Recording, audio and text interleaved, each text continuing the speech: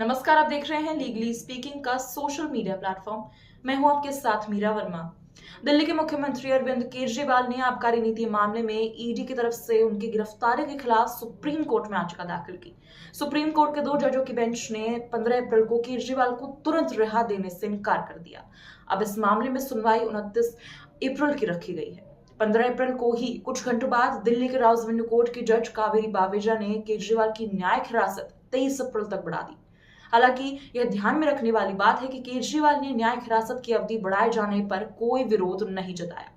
उन्होंने सिर्फ कोर्ट के 21 मार्च के उस आदेश को चुनौती दी है जिसमें उनकी न्यायिक हिरासत में भेजने का आदेश उन्हें दिया गया था। कोर्ट के बाद के आदेशों को चुनौती नहीं दी गई थी। केजरीवाल को 21 मार्च को गिरफ्तार किया गया था। उन्हें 22 मार्च को राउज एवेन्यू कोर्ट में पेश किया गया। यह संविधान के आर्टिकल 22 के मुताबिक है।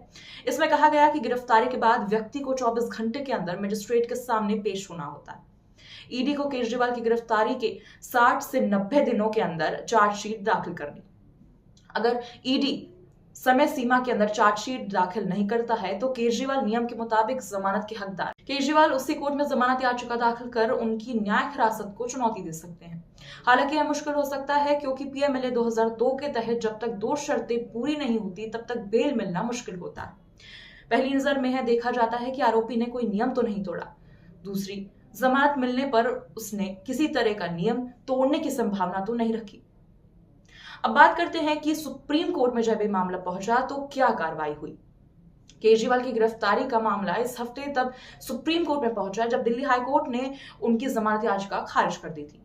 केजरीवाल ने ईडी की कस्टडी में भेजे जाने के तुरंत बाद आर्टिकल 226 और 227 के तहत रिट याचिका दाखिल करी। मुख्यमंत्री ने गिरफ्तारी के समय पर सवाल खड़े कर ईडी पर हमला बढ़ाया। उनकी दलील है कि लोकसभा चुनाव से ठीक पहले उन्हें गिरफ्तार किया गया। उन्होंने यह दलील भी दी कि उनकी गिरफ्तारी पीएमएलए के प्रावधानों के मुताबिक नहीं है। अब समझ लेते हैं कि आखिर इन दोनों मामलों के बीच फर्क क्या है। राउज एवेन्यू कोर्ट और सुप्रीम कोर्ट के मामले में मुख्य अंतर यह है कि राउज एवेन्यू कोर्ट में चल रहा मामला आपराधिक मामले की सुनवाई से पहले का मामला है, जो आबकारी नीति मामले में केजरीवाल के खिलाफ चलाया जाने वाला। सुप्रीम कोर्ट का मामला उनकी गिरफ्तारी की संवैधानिक वैधता के सवाल को लेकर है। सुप्रीम कोर्ट में चल रहे मामले में फोकस इसी पर है कि उनकी गिरफ्तारी संविधान के प्रावधान के मुताबिक है या नहीं।